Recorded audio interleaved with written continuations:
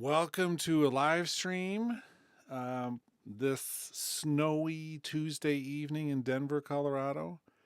We're expecting about up to a foot of snow tonight, so what better way to spend the time but by doing a live stream? We're going to be talking specifically today about the Mac Mini. There's the new M2 and M2 Pro Mac Minis, which were announced today. And I think it's always interesting to think about the new equipment coming out from Apple and what it means in terms of the larger picture for music production and even video production to a certain degree.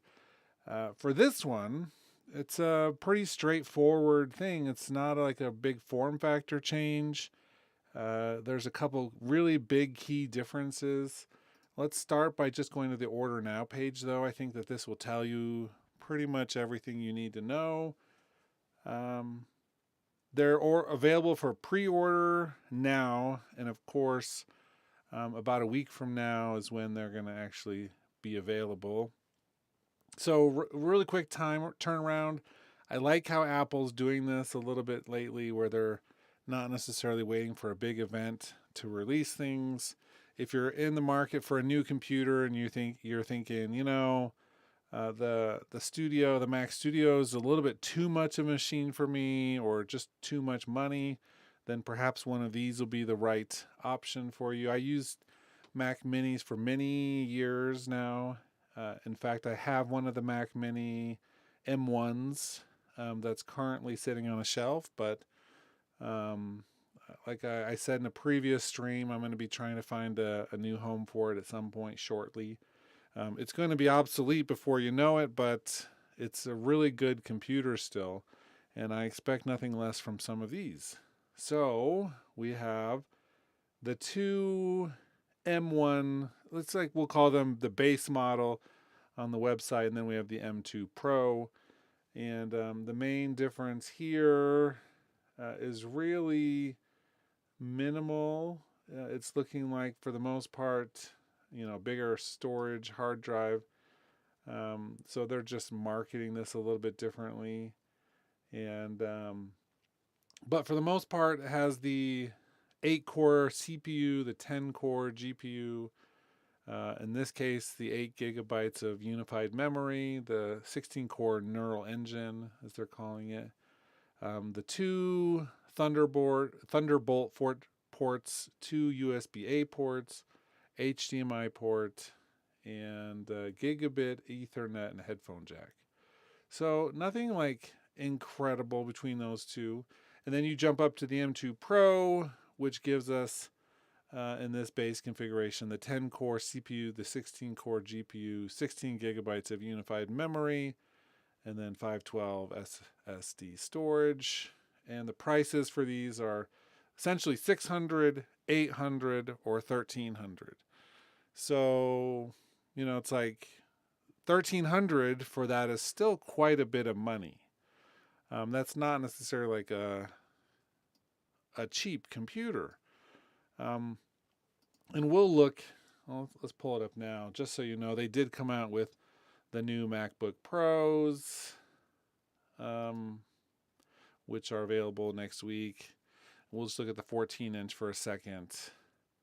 But, we're looking at all of these are more expensive than the Mac Mini. But the M2 Max, which is the 12-core CPU and the 30-core GPU, starting at $3,000. Let's just do one more tab for a second and compare this, of course, to the Mac Studio for a second. No longer new and shiny, but we're looking at between these two. So this is the laptop, the 12-core CPU to the 10-core CPU with the M1 Max. The price it's interesting. You're paying a lot for the portable form factor. And then we go back down to the Mac Mini, which is what we're really talking about. So to get this totally loaded, let's go into the page a little bit more. We can upgrade the M2 Pro with 10 cores to 12 cores, and the 16 GPU to 19 GPU, and that adds $300. And if you're doing any kind of sample library works or orchestral stuff, still might not be quite enough, but 32 is certainly the upgrade right there to 32 gigabytes of unified memory. And that stuff is like wicked fast. And, 512 gigabytes of SSD storage, that's never going to be enough. You can get away with 1 terabyte, but it's like I'm sold on 2 terabytes now moving forward. So we're looking at $2,600. And that's not my zip code, but if it was, you could pick it up at Apple Aspen Grove store. Let's see, Wednesday. Really? February 15th. So we're looking at this point, it's already a long shipping. I wonder if we do anything different here. You can always tell which are the most popular options by when the order date appears. So let's take this all the way back down to the base for a second. If you go with the base M2 Pro, this 16 gigabytes of memory, and the 512 of storage, then it'll be available at the day that it's released. If we change any of these things, that adds, at least a week, maybe 2. And if we do the computer as I would probably configure it, then we're looking at almost a month. And that's if things go well. And so, if you just need the base model, then you're in luck probably. In fact, let's go back down to the Mac Mini, and we'll choose one of these ones, the $599 model.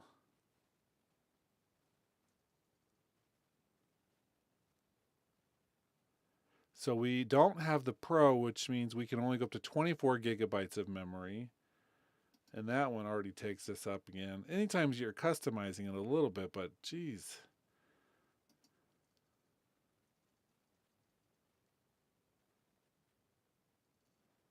So a few different options. These are going to be good machines for Logic.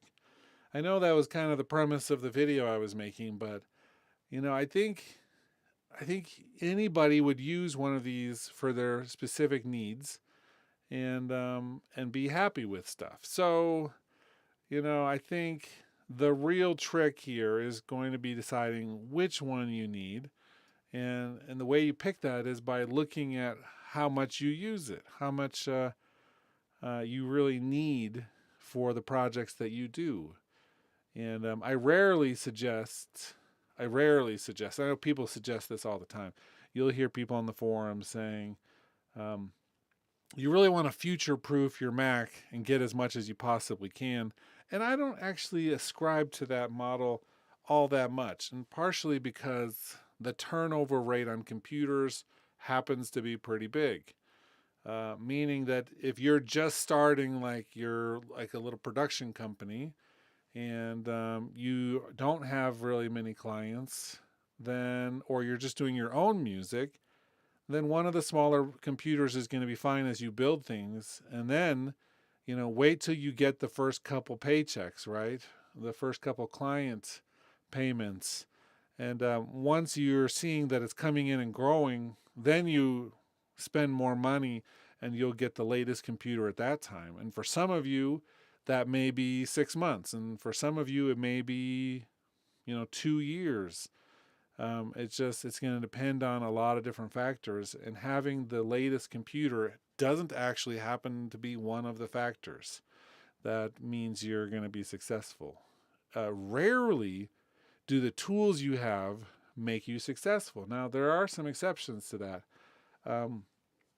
When I was in North Carolina working, I was the director of a big recording studio.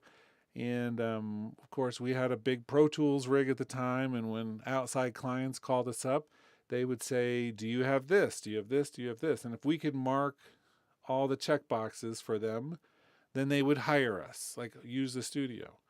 And if we didn't have all those things, they would be like, "Oh, okay, thanks. That doesn't really meet our needs at the time, but we'll be in touch." And they wouldn't use it. It was just like a checkbox thing for them.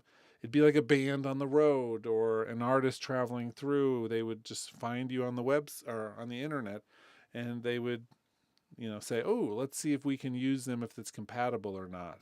And so every once in a while, there are people who are just looking for some checkboxes of equipment, and if you happen to line up, then great. If not, then great. More often than not these days, someone has everything they need on a laptop and they just hook it into your system. And so that seems to work pretty well. So get the one that matches the power you need. And I have a computer that's probably overpowered for most of the stuff I do. I'm not going to lie, it's pretty overpowered for most things. And yet, at least for audio and music things. And yet, when I'm doing something with some of the immersive video and audio, then this computer still sometimes isn't as powerful as I would like it to be. So I have, for instance, a 360 camera, which is pretty intense. And I'm going to pull open, let's see, which is the software for that one, the Insta360 Stitcher. This thing stitches 8K 360 degree video from a very nice camera. And I could let this go stitch a file for 10 hours, and it would be working hard the entire time. And so if I didn't have this computer, this is one of those cases that I need it for things other than music. Technically, outside of some of the orchestral libraries I use, my Mac Mini with 8 gigs of unified RAM was enough for most projects that I was doing. And so that it just depends on the need that you have and what you are going to be using it for. We've got a few people watching. This is also a Q&A video. So if you have any questions, make sure you put them in the chat. I'll be watching that on and off.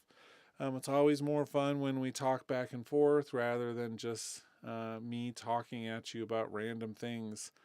The next stream I'm going to be doing is actually going to get into some music production stuff instead of talking about new computers. But I saw this come out today. Earlier I was watching, people talking about it, and I thought, this is kind of an interesting thing. It's not really groundbreaking. Nothing here is really pushing the boundaries, I would say. If anything, it's a little interesting that Apple's not changing the form factor of the Mac Mini at all.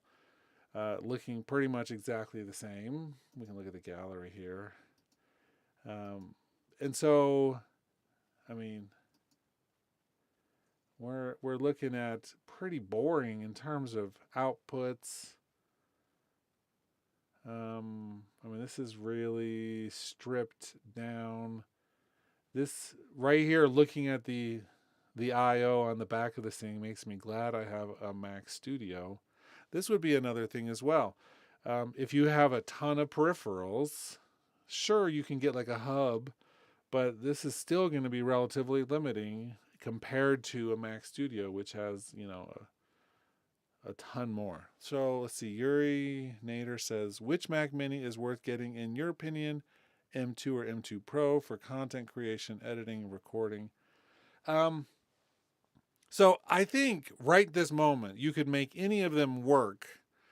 And so really, for me, the thing I would always ask somebody is what your budget is. And if you have the money to get the nicer one and feel it's justified, then do that. However, here's, my argument against the M2 Pro right now, and that is this beast right here, the M1 Mac Studio. And I'll show you the gallery of this real quick. Right there. So you're looking at a similar price between the maxed out M1 or the M2 Mac Mini versus the M1 Mac Studio. There's too many of those same words in those sentences. The biggest difference here being, of course, that you have the additional Thunderbolt ports on the back, and you don't get Thunderbolt on the front. I think those are just USB-C connections, but they're not Thunderbolt. And the old school USB-A. You don't get the super nice headphone jack, I don't think, on the Macs. There's too many things to remember. But you get more connection points all the way through, plus the SD card reader there. And so it's like you're paying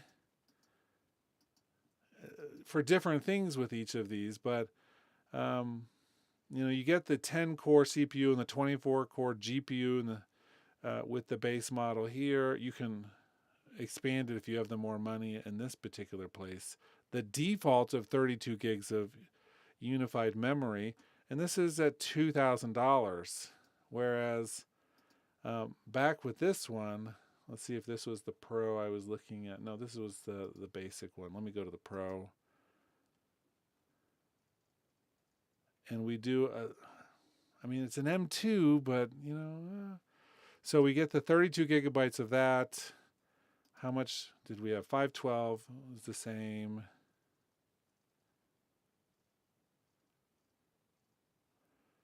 And let's look at what this top one was. So this was 10-core, 24-core GPU.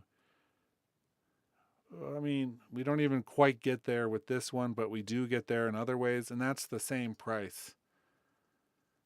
Do you see what's happening here? It's like the top of the line M1 or the M2 Pro Mac Mini is about the equivalent overall of the bottom of the line Mac Studio. And so they've actually streamlined this to a way so that the one line now goes up into the next line, and then that one continues to build from there. And it'll just be a matter of time before the Mac Studio gets the M2 chip. Do you wait for the M2 at the Mac Studio? Do you get the top of the line Mac Mini with the M2 in it? What do you really need? What is your goal with all of this? So those are the questions you have to kind of ask yourself a little bit. And then the Mac Studio, of course. I've got the Mac Studio Ultra. I did not go for this one. I didn't actually pull up the GPU to a 64 core. I wish I'd had another $1,000 in my budget. And I didn't go to the 128 gigabytes of unified memory. I think I've just stuck with the 64, but I did do this one. So that's already $4,300 or $4,400. And it would have been easy to be like, whoop, whoop, and then all of a sudden be paying $6,200. And that's just, that's like ridiculous for doing music. So this is like a good crossover between low-end graphics and high-end music. But I can tell you with Logic, you have all these, the processing threads. And I've never, with even my bigger projects, I've never gotten it like that much above 50% across the board. One or two of them will spike because that's a Logic thing. And someone who understands these computer architecture things could explain that better than me. I just know that, they're dedicating certain tasks that can't be split across threads, individual threads.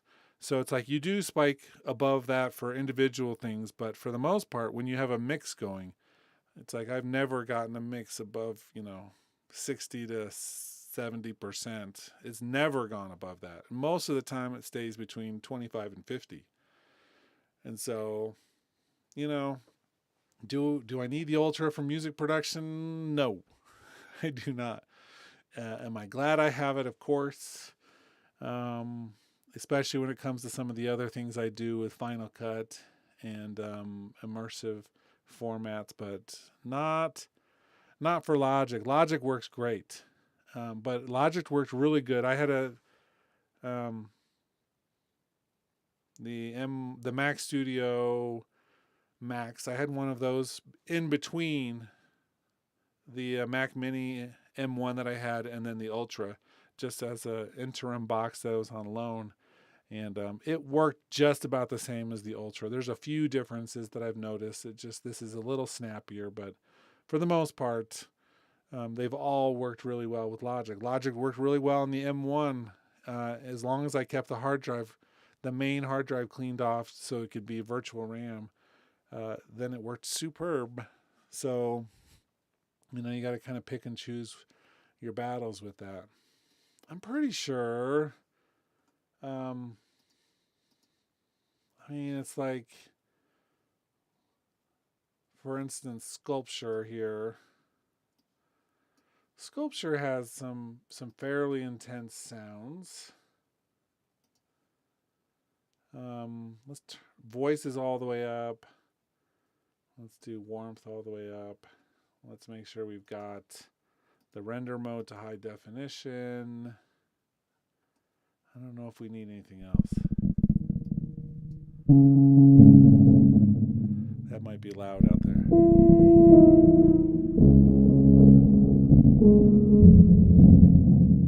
That's loud. Let's turn down.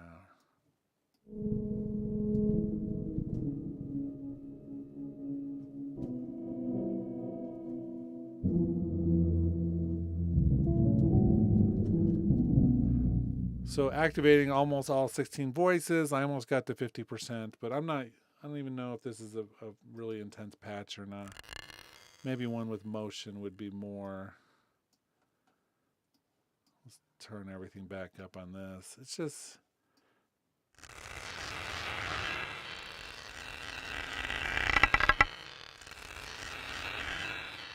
Yeah, that patch, some of these patches with all of those settings turned up would definitely peak out some of the Mac Mini type architectures. It just, there's so much going on with it.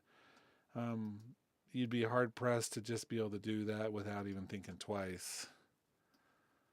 Same with this. It's a little bit different, obviously. It's a whole different instrument, but it is what it is. You're going to find different things with all of these. And so you got to just decide, again, what the goal is for everything and what you need. But I don't know. Let's see. All of that happening simultaneously. Let's do full 32 voices.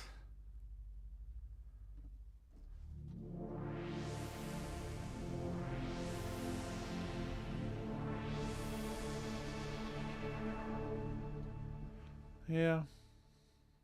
Sweet. Barely even touches it. So it's like, what's your priority? What's the thing you need?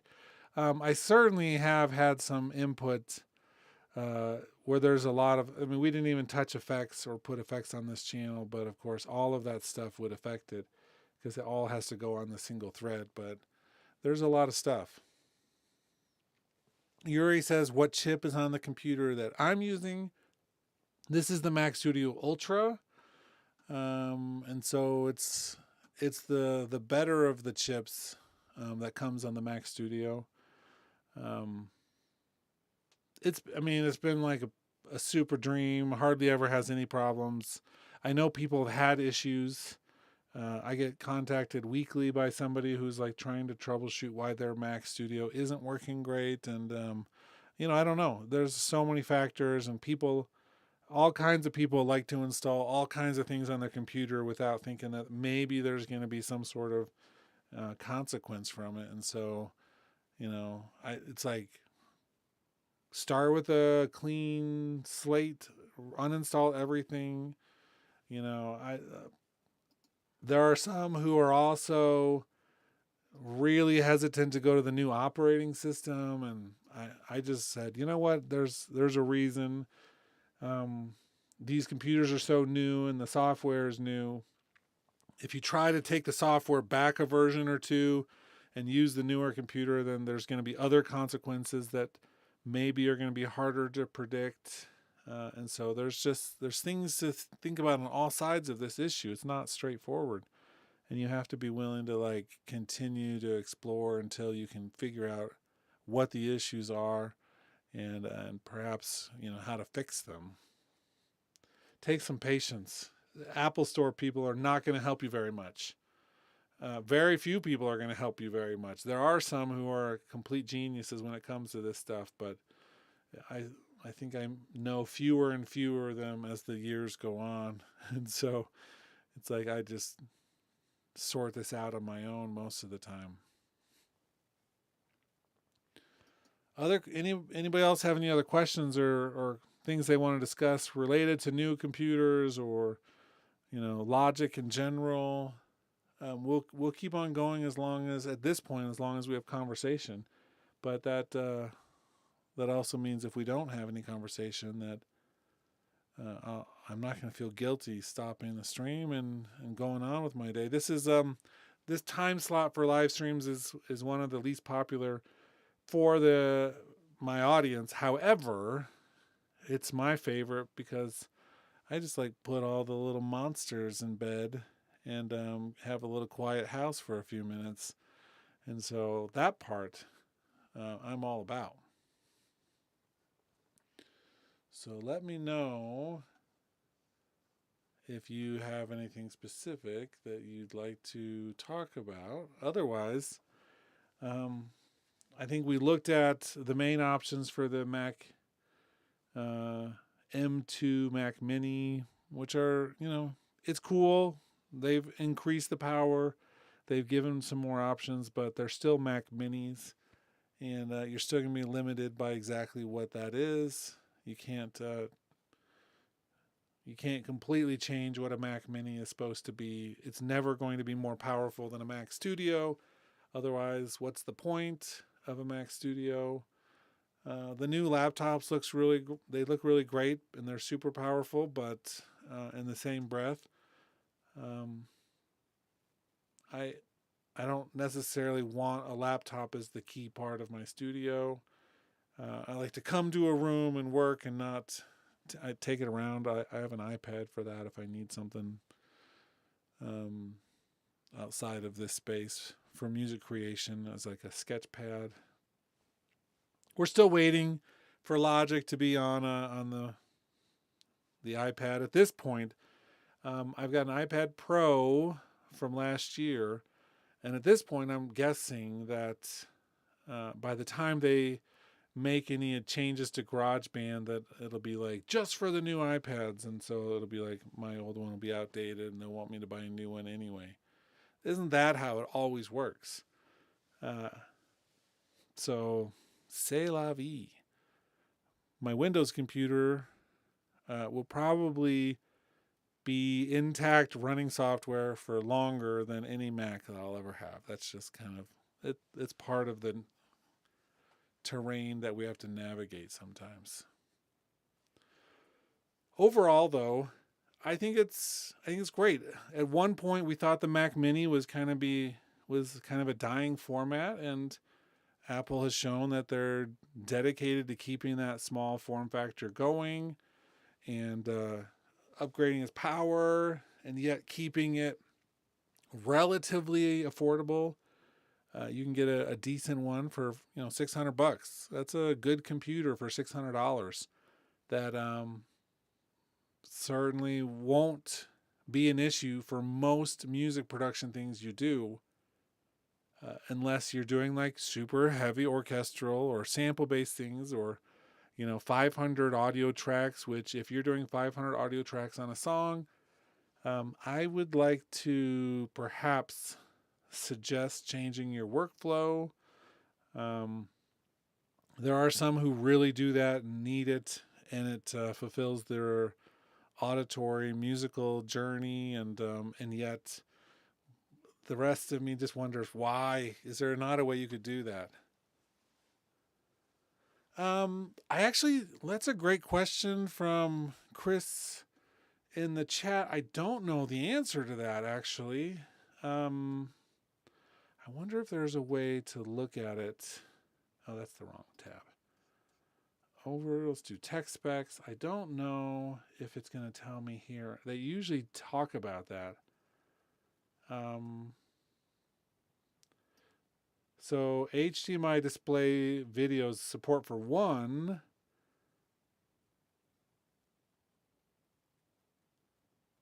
And then the Thunderbolt. So it looks like two total for that. Let me see what we're looking at. And then the M2 Pro gives you 3 displays. So the M2 Non-Pro is 2 displays, and the M2 Pro is 3 displays. And they have different configurations. So one display up to 6K resolution, and one with 4K, or one with up to 5K or 4K. So I run 2 displays. I could run way more with the Mac Studio, but 2 is kind of my limit for what I need. I wouldn't mind having another one, but I don't know how that would affect everything else, and I don't know if I need it, but certainly could be interesting. So that answers your question, Chris, about the actual display thing. So if you need more than 2 displays, then the Pro is the only one you should be looking at. Another great way to narrow this down. Wonder if there's anything else in here. Oh, look at that.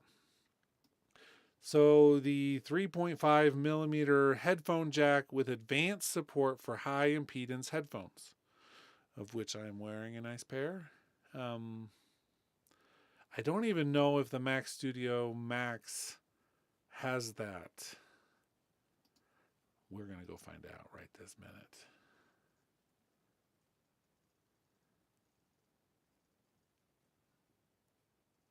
Looks like they both do. Okay, cool. I couldn't remember.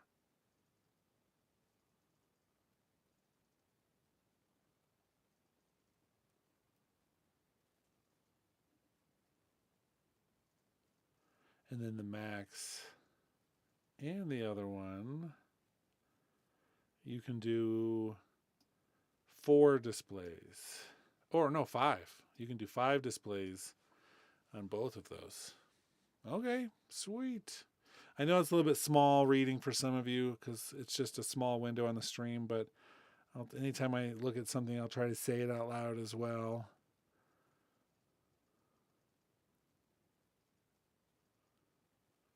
So the difference in the ports between the M2 and the M2 Pro, really, that you have 4 Thunderbolt 4s as opposed to 2 Thunderbolt 4s. So there's a little difference with that as well. And then everything else looks about the same. Cool.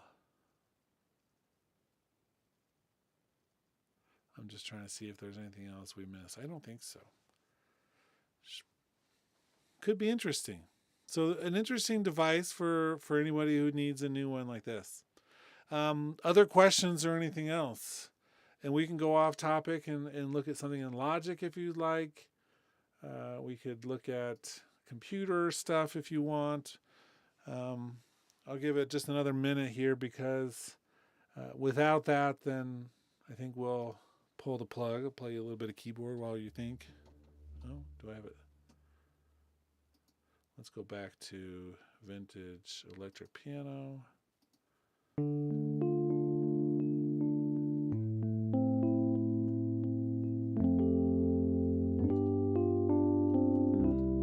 And then Chris says, you've probably already addressed the complications with plug-in companies getting on board with the Apple Silicon. At this point, at this point, it's what it is. Either it works with Rosetta or it doesn't work at all on a Silicon. And I'm leaving behind the companies that aren't getting on board, because this has been years now, over a year. It's been a while. There's no excuse for a company not to have their software eventually ported over. And yet there are a few things in my toolkit which are not ported over yet.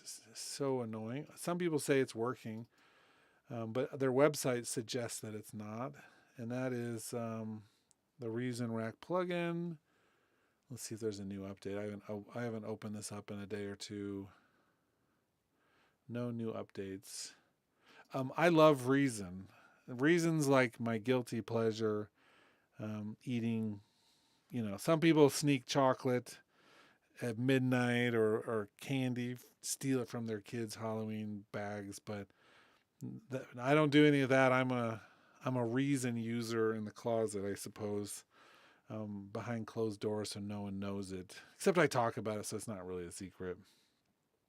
It was one of my first pieces of software, and I will continue to use it for a long time. Subtractor was one of my first synthesizers.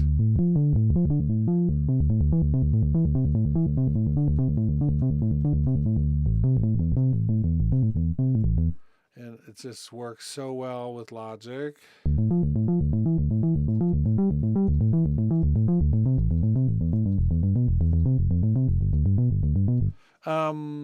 And I like how it works. I like how it feels. I like having cables flipped around, and there's a lot that Logic could learn in terms of cool things from this. And so I keep that around. And it's not universal, which means I run in Rosetta in Logic. I still run Rosetta for Logic. There's a few other things. I have a couple Waves plugins I need to update. I think there's universal versions, but I don't know if they're on my upgrade plan right this moment. And there's some of my spatial audio things. I have a ambisonic reverb from a company in France. It's a very small operation. And a company like that, I don't blame them. If they're like working on the weekends, Apple really screwed over the small company with this change, but it's what it is at this point. And so it sucks, but it's also reality. They got to figure that out. Good questions, Chris. So Chris says, I have a Mac Studio in the latest Logic update, but I'm seeing lag in the stock Logic EQ analyzer. Let me see. And let me open up one of my bigger songs.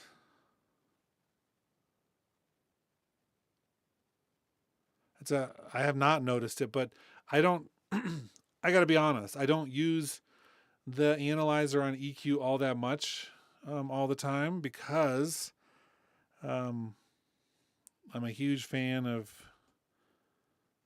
ears, and so I don't usually use those all that much. Let's check this out.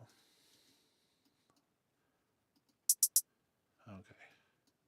Here I am, trying hard to understand why we never met before. Imagine what we had in store.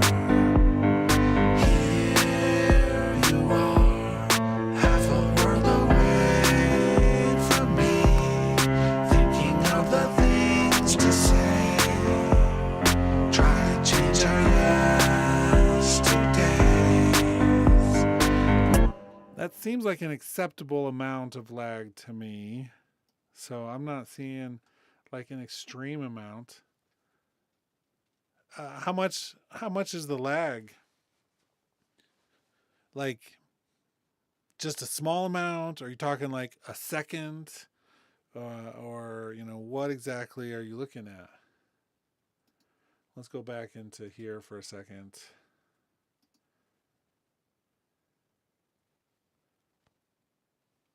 So I'll let you reply to that while I load up one on here. We'll turn off the arpeggiator. Nice synthesizer.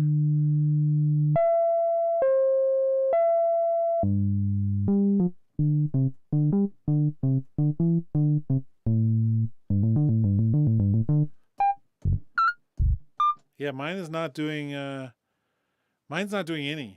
I mean, nothing out of the ordinary. So whatever yours is it just on one project or is it on all your projects?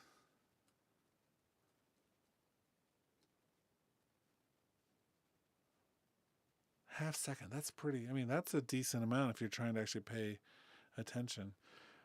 Interesting. Yeah, I don't.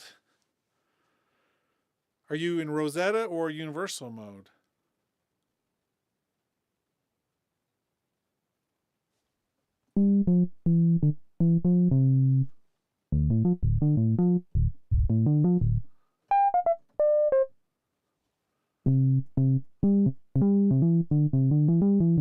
Okay, that's what I'm into right now. Yeah, geez, I don't. That's like a strange, quirky bug. Um, that would drive me crazy if it's a feature I use. So it's like I would try reinstalling the software and see if that makes a difference. I would experiment with different buffer sizes and see if that makes a difference. I would, explore, make sure you have all your advanced tools turned on. I would make sure that in your settings, your process buffer size is set to a normal thing. I have mine set to, processing thread set to automatic. That was something I have a hard time with. I like to just turn on all 20 of my threads, but I've learned that actually hurts your overall computer performance, and so you let Logic automatically do that. I'm trying to think. Make sure compensation is set to all. Man, I just played some music. I don't know. I'd go through all those settings and make sure you don't have any weird stuff going on. Fred says, is this the new unified memory RAM more powerful with M1, M2? I'm running 40 gigabytes of RAM in my 2017 iMac i7. Use lots of sample memory and have heard that even though it's less RAM, unified runs more efficiently. I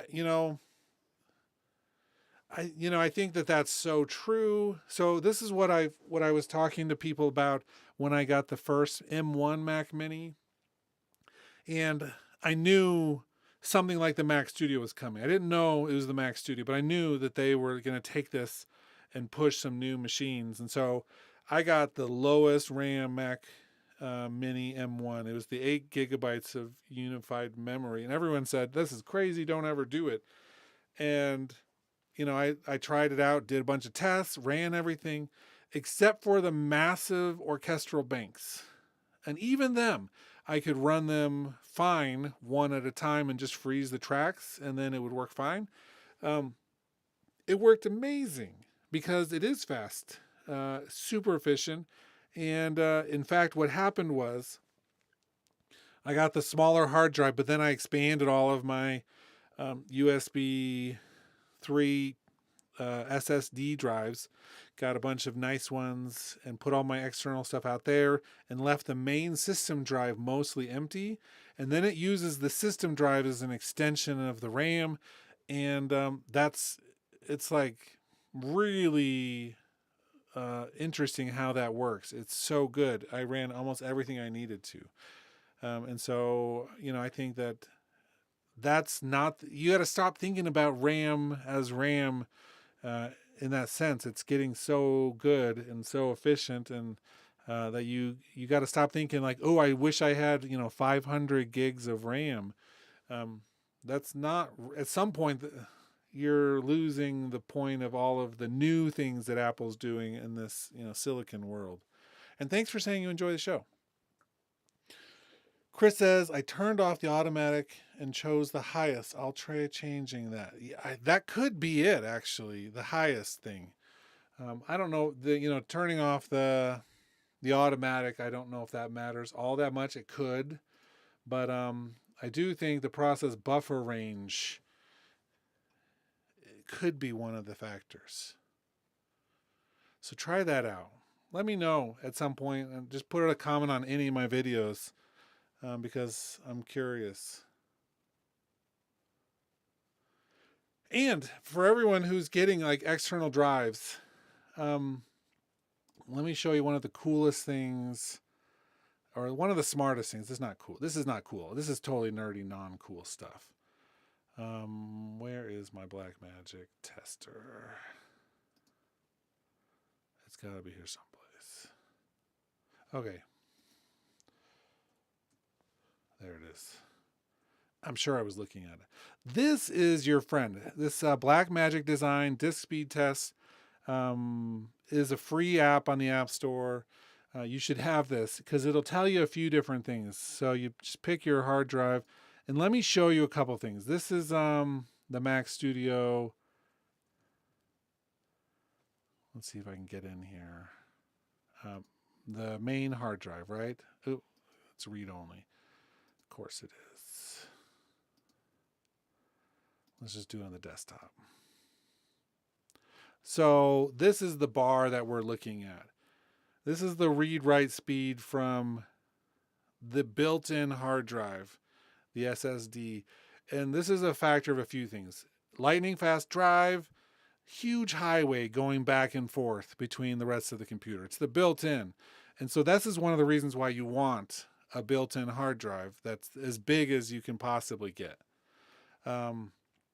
Let me show you a couple other things real quick. One of them is the Extreme Pro. This is an SSD that has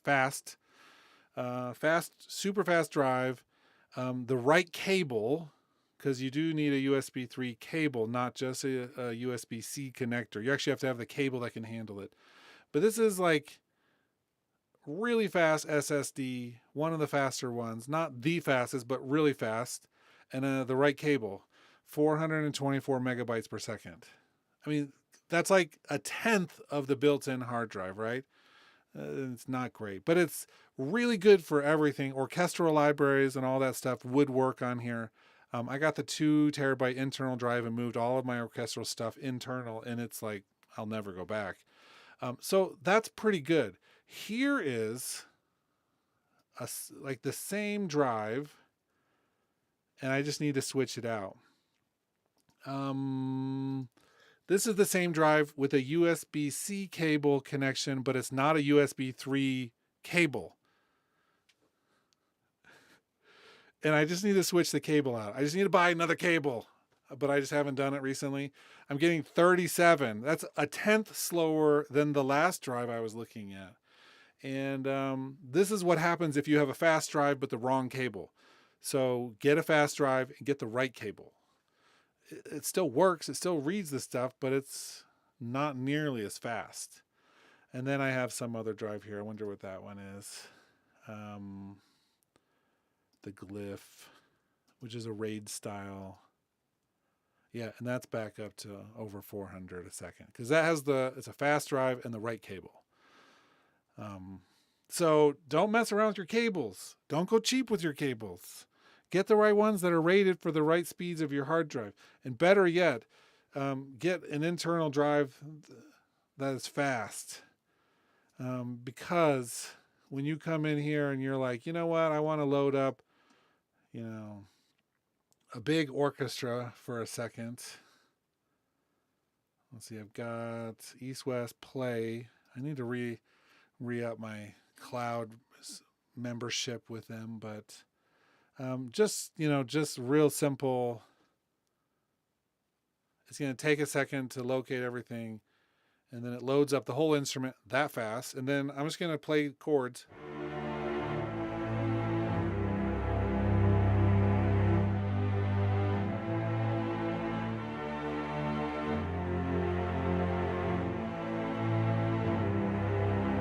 I mean, doesn't miss a note. It doesn't miss anything. It's like it hits every note when I play it instantaneously. On top of that, let's do this. I'm at 64 samples, but let's just move it to 32 samples for a second. Hopefully it doesn't crash the whole system because I am live streaming simultaneously.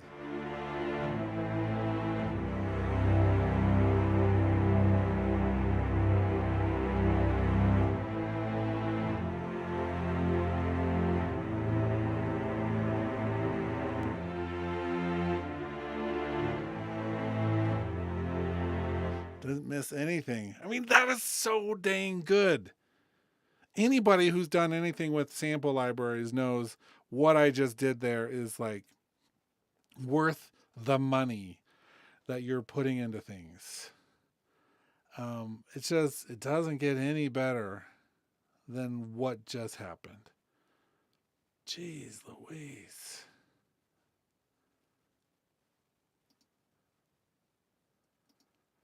Okay. And then let's see. Fred says, I have heard the smaller SSDs are slower than if you update to at least a 1 terabyte. Hopefully that's the case with the new M2 Pro Mini. I've heard various things too, but I definitely have heard with some of the previous models that the smaller ones had other issues. It wasn't that the actual SSDs were slower, I think, it's that the road between the drive and the computer was built differently, and so it ended up being slower. So I guess, yeah, what you said is true. Okay, we've gone on about 51 minutes.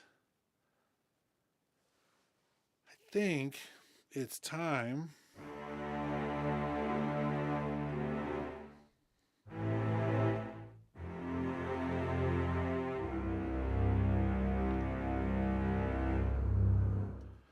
Man, any of you have ever used the East-West stuff? The new stuff is even better, but some of these things are so good.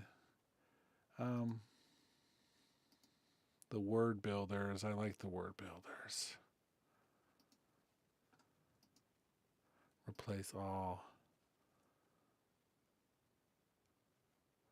That spiked for a second, but not bad.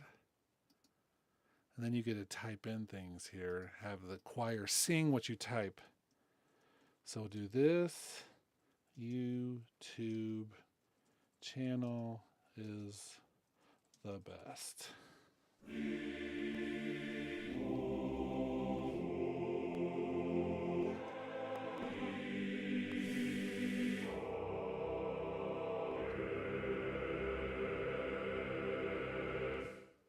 Oof.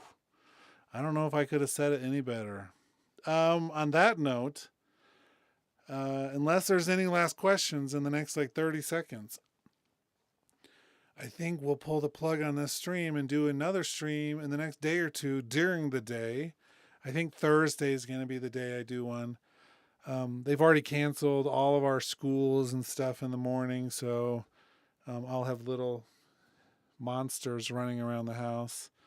And they canceled the university classes. I mean, we could get up to 12 inches of snow tonight in the city, and that's an insane amount of snow for any city in the world. But who knows? We'll see how much snow we get. Thanks for joining. If you've watched all the way to the end, you deserve high five. And I will talk to you all later.